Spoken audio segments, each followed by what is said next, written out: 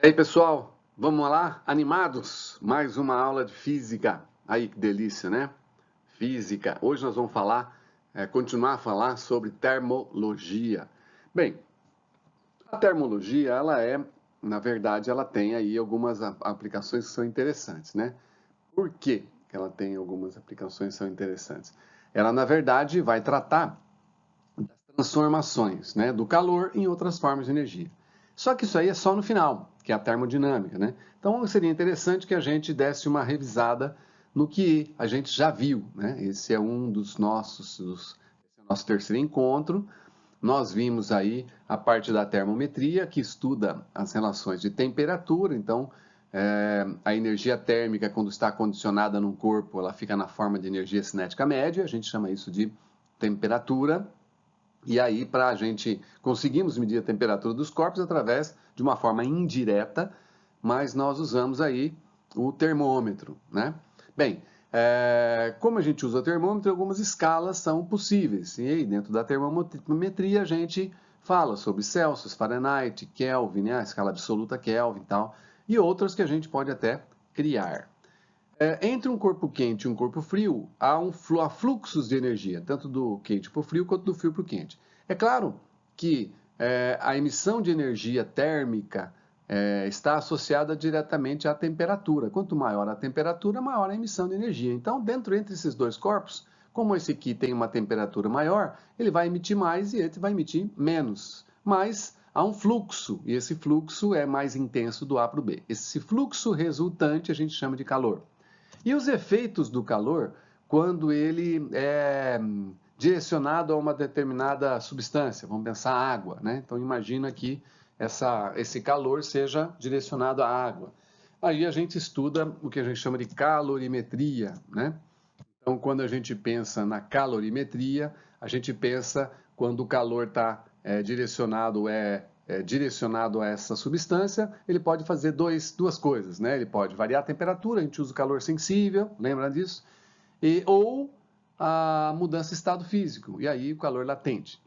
Vamos imaginar, então, que esse calor faça com que a água vaporize. Eu simplesmente canalizo essa água, então, esse vapor. Então, imaginando esse vapor sendo canalizado aqui, eu jogo esse vapor numa paleta de turbina. Essa paleta de turbina aqui, ela vai girar, e ao girar eu estou transformando aquela energia térmica que ficava entre os dois corpos aqui, eu estou transformando em energia cinética, energia de rotação, né? Aqui. E essa energia cinética, ela pode se transformar em outra energia também. Eu poderia, por exemplo, colocar um dínamo aqui e transformar isso em energia elétrica, né? Poderia, nesse caso aqui, eu estou querendo, olha, eu estou com preguiça de pegar água, então, na verdade, eu vou colocar esse eixo para girar o outro eixo através de uma transmissão de movimento, e eu consigo, depois de um certo tempo, buscar a água que estava ali embaixo. Ao invés de eu ir lá buscar no poço, eu simplesmente uso aquela energia térmica para levantar isso aqui e ela ganha uma quantidade de energia potencial. Eu coloquei isso aqui, moçada, que é para a gente ter uma noção do que é a termologia. É a termometria, então tem a ver com os efeitos da energia térmica no corpo, também tem a ver com dilatação térmica, porque os corpos podem dilatar, como que essa energia é transmitida? Através da condução, irradiação, convecção. Essa energia chega no corpo e faz o quê? Bom, aí ela pode variar a temperatura ou mudar de estado, que é a calorimetria. Depois, se ela mudar de estado, a gente vai pegar os gases. Nossa aula de hoje vai estar em cima disso aqui, né? A gente vai estar estudando aí o que é um gás hoje e tal. Para depois a gente entrar na primeira lei da termodinâmica, na termodinâmica, que é exatamente a transformação de energia térmica em outras formas de energia. Então, isso aqui foi o início, é uma revisãozinha do que a gente vai ver. Tá beleza? Bom, então vamos lá. Para a gente estudar o que é um gás, nós usamos os tais diagramas de fase, né? Vocês lembram do diagrama de fase? Então, o diagrama de fases é um gráfico, né? Um plano cartesiano que, através de variáveis como a pressão e a temperatura, consegue mostrar quais são as fases da substância de acordo com essas condições de temperatura e de pressão, tá? E através do diagrama de fase a gente vai conseguir definir o que é um gás. E aí é que entra a história. Por que eu preciso do gás? Então, na lâmina anterior, vocês viram que o gás ele é o fluido de trabalho para aquela máquina térmica funcionar. É ela que vai girar a paleta da turbina. Então eu preciso saber o que é um gás. E aí nós vamos ter a definição do gás, vapor de substância que não mais se liquefaz por compressão isotérmica. Nossa, fica bonito isso, hein? Ó, vapor de substância que não mais se liquefaz por compressão isotérmica. Se escrever isso numa carta para ir para sua namorada, para seu namorado, duvido que ele não se apaixona mais uma vez por você. Ah, mas eu não entendi nada, professor. Ótimo, agora eu posso te ajudar. Então, vamos ver o que é essa definição. Para a gente começar, eu preciso que vocês lembrem um pouquinho, né, da química sobre gases, né? Então, quais são, o que define um gás, né? As variáveis de estado de um gás, pressão, volume e a temperatura, né? A gente acondiciona isso na equação de Clapeyron, vocês lembram do PV igual a nRT? E nós também temos a equação geral dos gases. Um detalhezinho, né? Esse N aqui, o número de mol, às esse, na maior parte das vezes, numa transformação gasosa, ele é constante, mas às vezes não. Então é legal que você lembre desse número de mol, porque a equação geral dos gases é dada assim, ó, desse jeito. Quando o N for igual, quando o N não mudar, ou seja, você não tem acréscimo de gás, né, ou você não muda o tipo do gás, né, num sistema, aí você tem os N's iguais e aí você usa isso aqui. Quando você usa isso, se acaso a transformação for de pressão constante, então pressão aqui cancela com pressão aqui, né, tá lá, e aí você vai ter uma isobárica ou isocórica, né? Falhou aqui, isocórica. Se o volume é constante, cortou o volume, P1, T1, P2, T2, você tem uma isométrica ou isovolumétrica, né? Se a temperatura for constante, você tem lá a isotérmica, né? Cortou o T aqui, P1, V1, P2, V2. Então essas transformações são importantes porque na definição do gás eu falo, né, da isotérmica. Tranquilinho? Belezinha? Vamos. Para falar um pouquinho sobre os diagramas de fases, não vamos pensar nas fases, né? Quais são as fases que a gente tem, né, da matéria? Eu tenho sólido para o líquido, eu tenho líquido para o gasoso, né? Tá lá. Eu tenho gasoso para o líquido e eu tenho o líquido para o sólido. Na verdade, a condensação é quando nós temos o estado de vapor. Nós vamos ver isso, tá? Tem condensação e liquefação. Nós vamos ver isso também. E aí eu tenho a transformação do estado sólido para o gasoso, que é a sublimação, e vice-versa. Tá lá. Lembrando que processos que têm que ganhar energia para acontecer são processos endotérmicos, né? E processos que perdem energia para acontecer são processos exotérmicos. Tranquilo, gente? Então, isso aqui são as fases que a gente vai estar olhando no dia. Né? Bem, continuando ainda, né?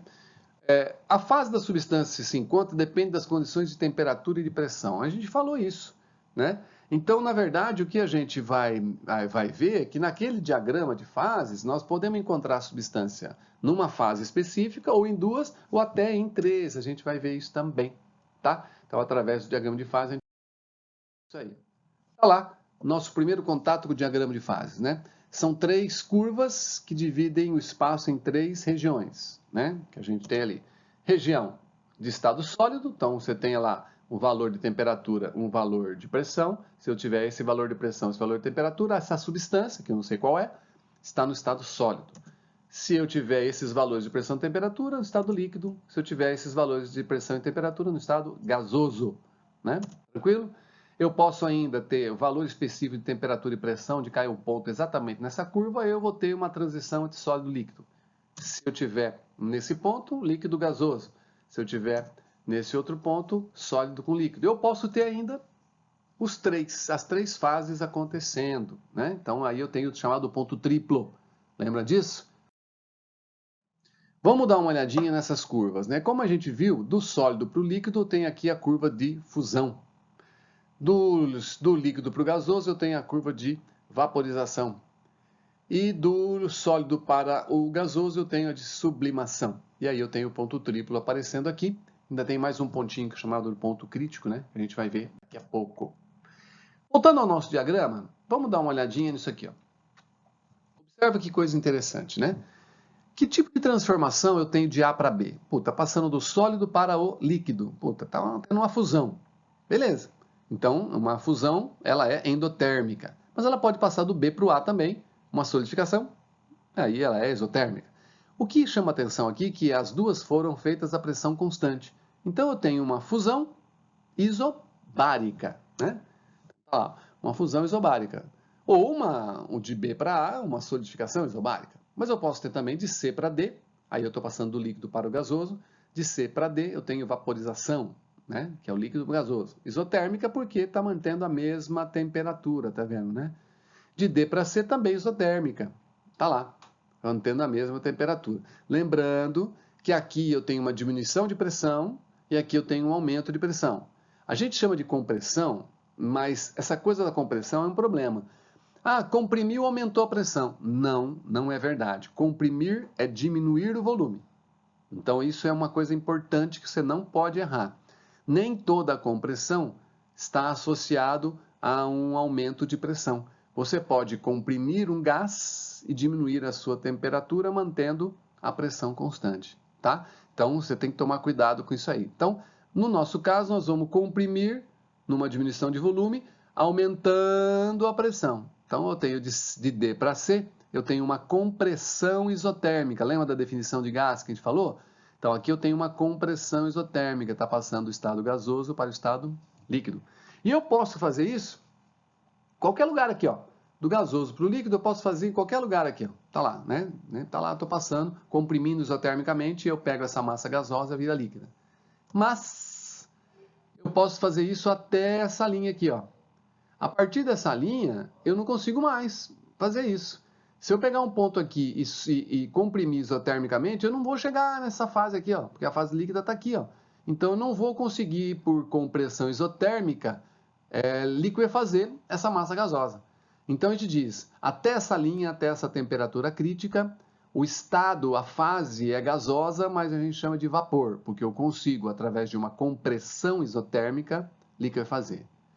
E a partir dessa temperatura, eu tenho o estado que a gente chama de gás. Aí eu não consigo liquefazer por compressão isotérmica. Eu teria que fazer o quê? Diminuir a temperatura até abaixo da temperatura crítica e depois comprimir, né? Então, o que é um gás? O gás é um vapor de substância, não deixa de ser, que não mais se liquefaz por compressão isotérmica. Então, agora aquela sentença ela faz sentido para a gente. Não mais se liquefaz por compressão isotérmica. Isso é algo fundamental para a gente. Fundamental que a gente saiba a definição do que é um gás. Tá valendo, gente? Bom, pessoal, então, vamos dar uma olhada aí no nosso diagrama de fases para o dióxido de carbono, né? Então, o que a gente consegue ver, né? Primeiro, as curvas que a gente já comentou, né? Curva de fusão, curva de vaporização, de sublimação, algumas temperaturas, né? Para a gente ter uma noçãozinha e tal, né? Valores de pressão, né? Olha, só, meu ponto triplo 5 atm, né? 5 vezes maior que a nossa aqui, ao nível do mar. E uma coisa que é interessante aqui é o seguinte, conforme você aumenta a pressão, se você olhar para essa curva de fusão aqui, o que é natural para essa substância? Se eu quero passar do estado sólido para o estado líquido, se eu quero fundir, então o que tem que acontecer? Eu tenho que passar de um grau de liberdade para um outro grau de liberdade maior, né? Então, eu preciso fazer o quê? Eu preciso de mais liberdade. Se eu aumento a pressão, eu dificulto isso. Então, para eu fundir essa substância, eu preciso de mais energia. Se você observar aqui, ó, olha só, a uma determinada pressão, eu preciso de uma temperatura de fusão. Se eu aumento a pressão, eu aumento a temperatura de fusão. Então, essa substância aqui, como a maioria das substâncias, conforme você aumenta a pressão, você dificulta a passagem de um grau de liberdade para um maior, né? Então, essa é uma característica desse tipo de substância. Mas nem toda substância tem essa característica. A água, por exemplo, ela não tem essa característica. Por quê? A curva de fusão da água ela é alterada, ela é modificada pelo seu comportamento anômalo, né? E o que é esse comportamento anômalo da água? A água, quando você vai resfriando ela, a ideia é ela diminuir o volume, né? Conforme ela vai diminuindo o volume, o que vai acontecer? Por que ela vai diminuindo o volume? Você está tirando a energia, está tirando a energia cinética média dela, então ela precisa de menos espaço, então ela diminui o volume. Só que acontece uma coisa interessante com a água. A água, senhores, ela tem uma propriedade interessante que é a ligação de hidrogênio. O que é essa ligação de hidrogênio? Quando um oxigênio se liga com um hidrogênio de outra molécula de água. Isso acontece quando essas moléculas estão bem próximas, né? Estão mais próximas. E aí é um fenômeno interessante, porque quando você cria essa situação, essa ligação, você cria buracos. Então, quanto mais pontes, ligações de hidrogênio a gente tiver, mais buracos na estrutura vai ter. Então, o que acontece com a água? Se você pega uma água lá de 90 graus Celsius e vai esfriando, dois efeitos vão acontecendo. Primeiro efeito é que existe uma contração, porque as moléculas de água vão ficando mais próximas, tá lá, e ao mesmo tempo, como elas vão ficando mais próximas, a possibilidade de fazer a ligação de hidrogênio vai aumentando. Então, há um aumento no número de ligações de hidrogênio conforme você vai esfriando. E aí, o que vai acontecer com o volume? Bom, quem ganha? Bom, por enquanto, quem ganha é a contração por conta da proximidade, né? Da retirada de energia. Só que vai chegar um momento onde, a 4 graus Celsius, eu tenho uma situação de equilíbrio, onde os dois efeitos se equilibram. Então, ela contrai devido à retirada de energia, ou seja, uma aproximação entre as moléculas, e também dilata devido à formação das ligações de hidrogênio. Então, eu tenho um equilíbrio a 4 graus Celsius. Só que quando eu continuar o resfriamento, quando eu baixo, ao invés dela continuar diminuindo o volume, ela sobe, porque aí o efeito das ligações de hidrogênio supera o efeito da contração. Então ela acontece uma dilatação anômala. O efeito disso é que o gráfico de densidade, que é o inverso do gráfico de volume, né? Lembrando que densidade e volume é dado, né? Dessa maneira. Então, conforme você resfria, a água vai ficando mais densa. Então, a água mais densa está a 4 graus Celsius, né? Próximo de 1 grama por centímetro cúbico. E aí, se você pensar no gelo, o gelo é menos denso que a água. Por isso que o gelo, que seria o sólido da substância, flutua no líquido da substância. Isso não é algo trivial, ou seja, não é algo comum. Normalmente, o que a gente tem é que o sólido da substância afunda no líquido da substância, por causa do grau de liberdade, tal, por causa da densidade. Não é o que acontece com a água. O que significa que quando você olhar para um copo de guaraná, um copo de água com gelo flutuando, isso aqui merece aplausos, senhores. Está na balada, está conversando com alguém, de repente o cara põe um copo de guaraná com gelo e você olha aquele gelo flutuando, você vira para a pessoa e fala assim, meu, olha que coisa maravilhosa, que coisa fantástica que é o sólido da substância flutuando no líquido da substância. Se a pessoa te entender, maravilha, você vai ter uma noite maravilhosa, uma gente inteligente conversando. Se a pessoa não te entender, não vale a pena a relação. Melhor procurar outra pessoa que te entenda, né? Deu para entender, né? Muito bem. Agora, vamos pensar no diagrama de fases da água. Como é que seria o diagrama de fases da água? Ela teria as curvas, né? Olha a curva que vai ser a curva de fusão, ela é deslocada, né? Ela é deslocada, ó. Então tem região de sólido, região de líquido, região de vapor. As curvas estão lá, curva de sublimação, curva de fusão, curva de vaporização. O ponto triplo da água, está lá bonitinho. E o ponto crítico dela, né? Com a nossa temperatura crítica. Lembra que até aqui é vapor, acima disso aqui é gás. Né? Tem essa curva deslocada, porque tem o efeito, né, do comportamento anômalo da água. Depois a gente vai ver as consequências disso. Então, aqui o gás. A 0,01 graus Celsius eu tenho o ponto triplo da água, que vai estar uma pressão de 4,58 milímetros de mercúrio. Lembrando que a pressão de um ATM é 760 milímetros de mercúrio, né? Então é uma pressão bem baixinha para a gente ter o ponto triplo da água. Tá lá.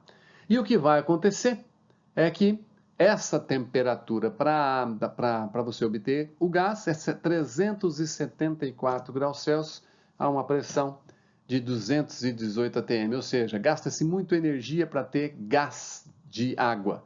Por isso que as máquinas a vapor usam vapor. Pô, senhor, mas não era legal ter o gás? Sim, era fantástico ter o gás. Além da quantidade de energia acumulada nele, ele não muda de estado facilmente. Lembra que para você transformar o gás em um líquido, você tinha que baixar a temperatura e comprimir. Então seria legal que fosse um gás. Mas gasta-se muita energia, não é viável. Vamos fazer um exercíciozinho bem facinho aí, Que mudança de fase ocorre da substância quando ela passa do A para o B? Gente, do A para o B, né? Bem facinho, né? O A é sólido, o B é líquido e eu tenho a fusão. Tranquilo, né? E do B para o C? Do B para o C, eu tenho líquido para o vapor, eu tenho a vaporização.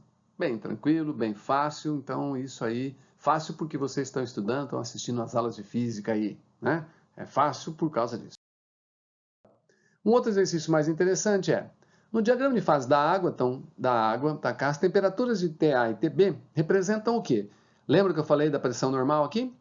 Então, se esse aqui é sólido e esse aqui é líquido, essa é a curva de fusão, a pressão normal, a água se funde, ou gelo se funde, a que temperatura? Né? Zero, né? Então, aqui eu tenho zero, e aí eu tenho a mesma pressão, ela vai mudar do líquido para o vapor, a que temperatura? 100. Então, são os pontos normais de fusão e ebulição da água. Também facinho, né, de falar, de fazer, porque vocês estão estudando, enquanto outros não estão.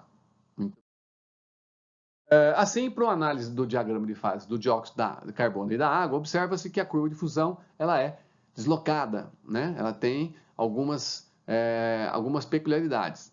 O que significa que esse vai ter, que é o equilíbrio sólido-líquido, ele é diferente para o dióxido de carbono, que é assim. Então, veja, se eu tenho uma determinada pressão, eu tenho uma temperatura de fusão. Se eu aumento a pressão, o que acontece com a temperatura de fusão? Ela aumenta. Então, eu preciso de mais energia.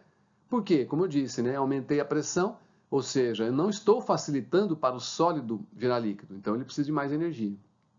Não é com a água.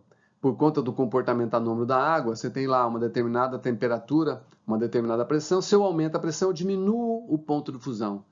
E ao diminuir esse ponto de fusão, o que significa? Significa que se eu estou aumentando a pressão e diminuindo o ponto de fusão, ela vai derreter, ela vai fundir a uma temperatura menor.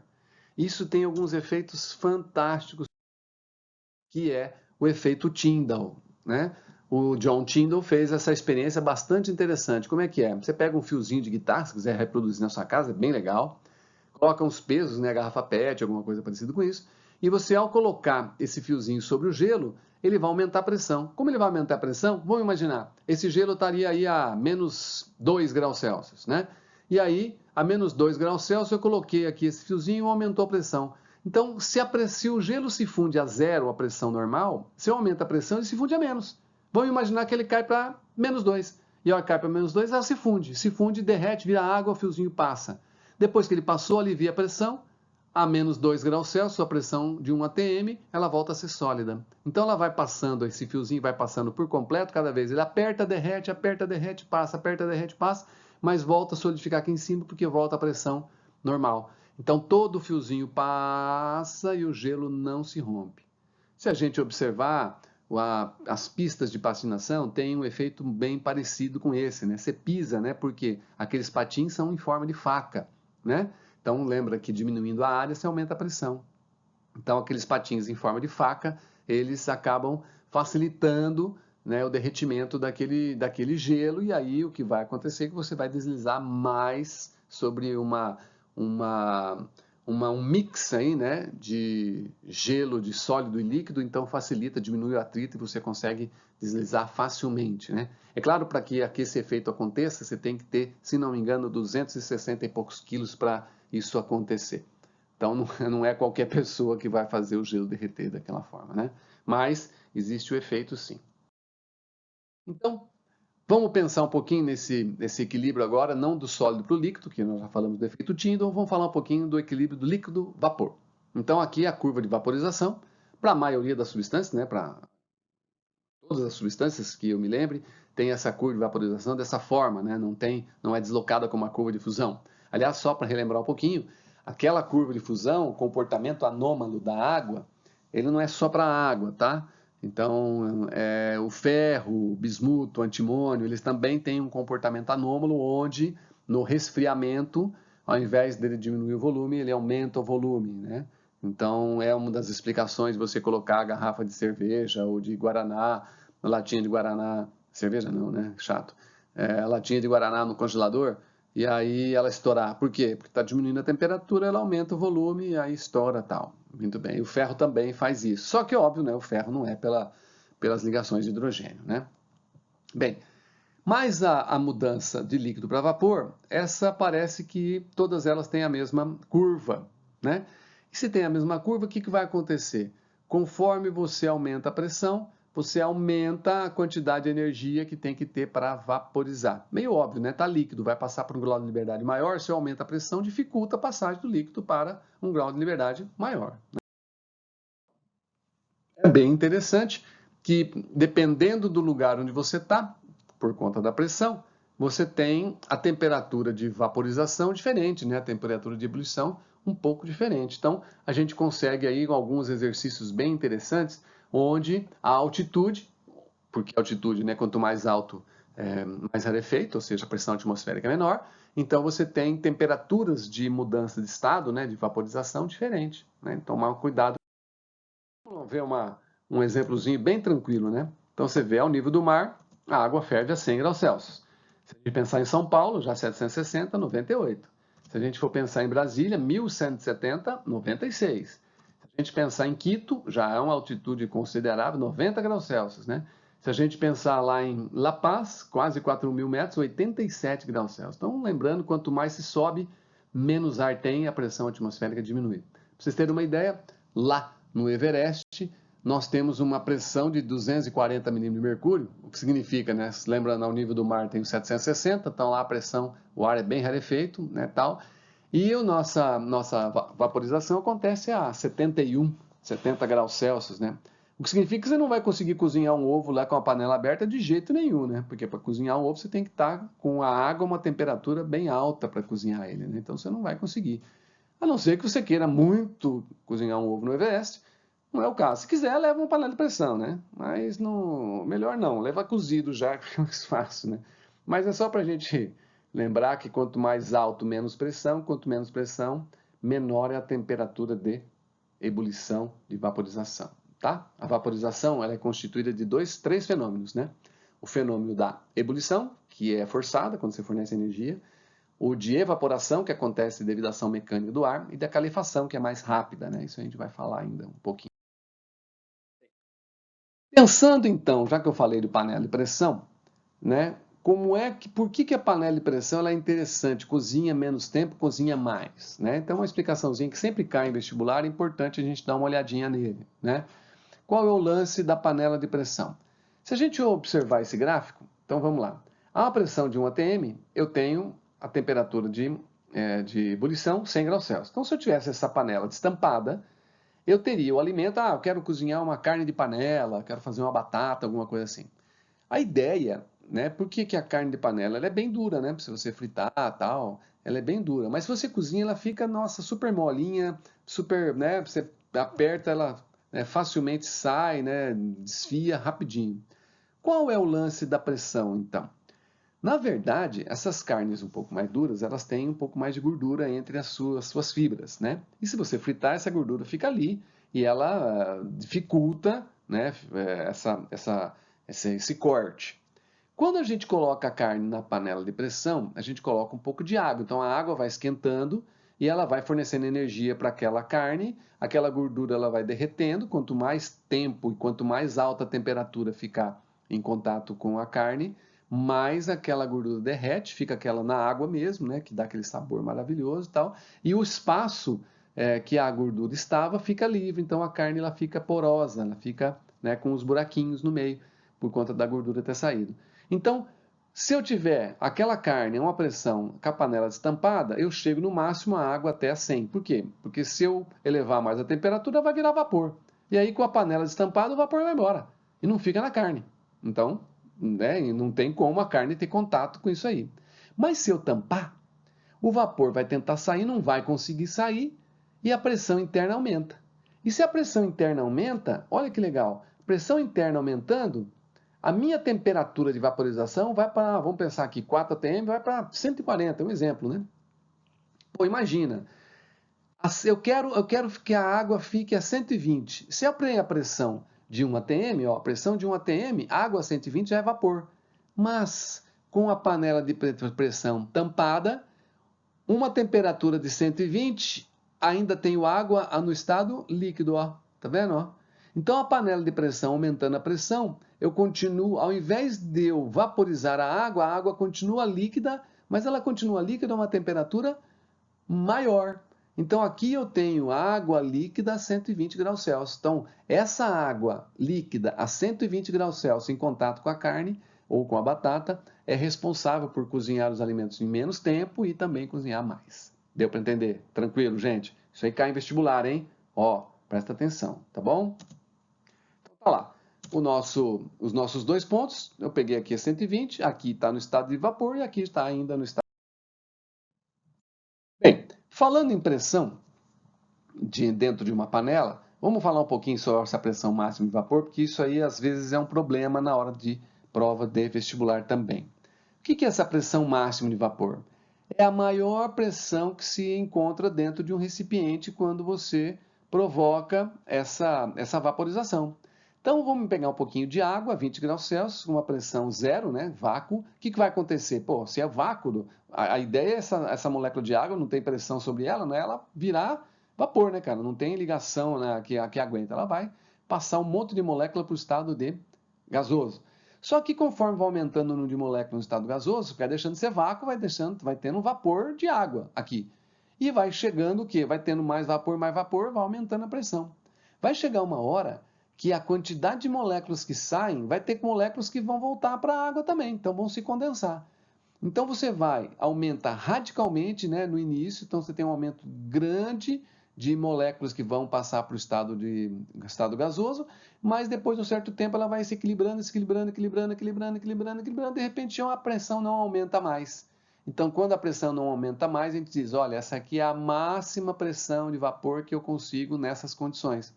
Nessa situação, a quantidade de moléculas de água que passa para o estado de vapor é a mesma quantidade de moléculas de água que se condensa. Então, aí você tem um equilíbrio líquido-vapor por conta dessa vaporização, e aí eu tenho a pressão máxima de vapor acontecendo. Tá? Tranquilinho? Que fatores que acabam influenciando nessa nossa pressão?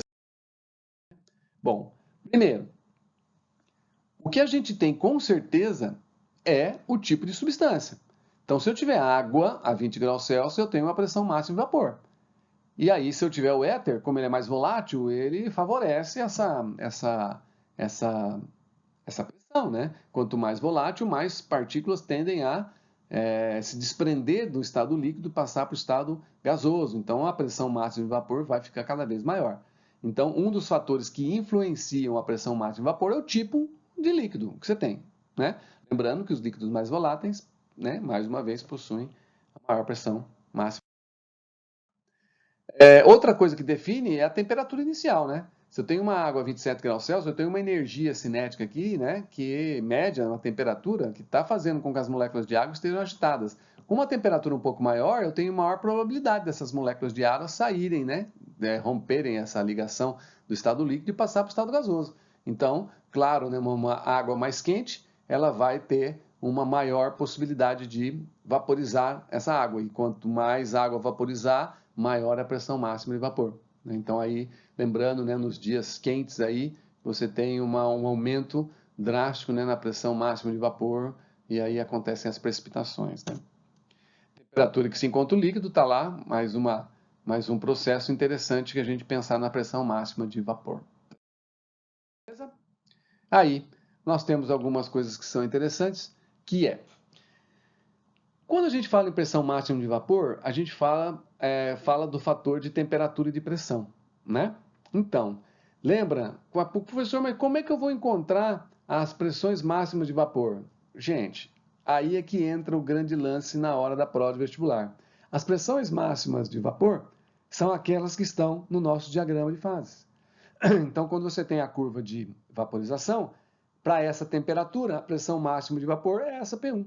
Para essa temperatura, a pressão máxima de vapor é essa P2. Então, super fácil, né? Na hora de uma prova de vestibular, o cara fala, pô, como é que eu vou achar a pressão máxima de vapor de um líquido. Olha para o diagrama de fase dessa substância e você vai ver, através da curva de vaporização, você vai conseguir identificar a pressão máxima de vapor, né? Então, levando em conta a pressão máxima de vapor, corresponde ao equilíbrio líquido-vapor da substância, as curvas de pressão máxima de vapor no diagrama de fases é a curva de vaporização, né? Tranquilo. Um exercício interessante é, tendo em vista o momento em que um líquido se encontra em equilíbrio com o seu vapor, então já está, né, estabilizado, já está na sua pressão máxima de vapor, leia as afirmações a seguir. Bom, a evaporação e a condensação ocorrem com a mesma velocidade, tal, tal, tal. O importante desse exercício é assinale as falsas. Os caras têm uma sacanagem, né? Mas assinale as falsas. Então, o que é verdadeiro e o que é falso? A evaporação e a condensação ocorrem com a mesma velocidade? Bom, com certeza, né? Com certeza, lembra que eu falei. Então, a mesma quantidade de moléculas que se condensam é aquela que vaporiza. Então, com certeza. Não há transferência de moléculas entre líquido e vapor? Puxa, eu estou falando exatamente que há, né? A condensação e evaporação acontecem na mesma velocidade. Então, isso é falso. A pressão de vapor do sistema se mantém constante? Sim, é a pressão máxima de vapor. Nessa situação, é a pressão máxima de vapor. Verdadeiro. A concentração do vapor depende do tempo? Não, não depende do tempo. Chega uma hora que pode passar o tempo que a concentração de vapor vai ser sempre a mesma, exatamente quando ela atinge o seu equilíbrio de vapor. Então, isso é falso. Então, das alternativas que a gente vai riscar, falso 2, falso 4. Se a gente observar, então, a nossa alternativa é a 2 e a 4. 2 e 4 é a alternativa B. Beleza? Então, lá, a alternativa. Tranquilo, gente? Olha, mais uma vez, muito obrigado e espero que vocês façam exercícios e aí se cuidem, tá bom? Grande abraço.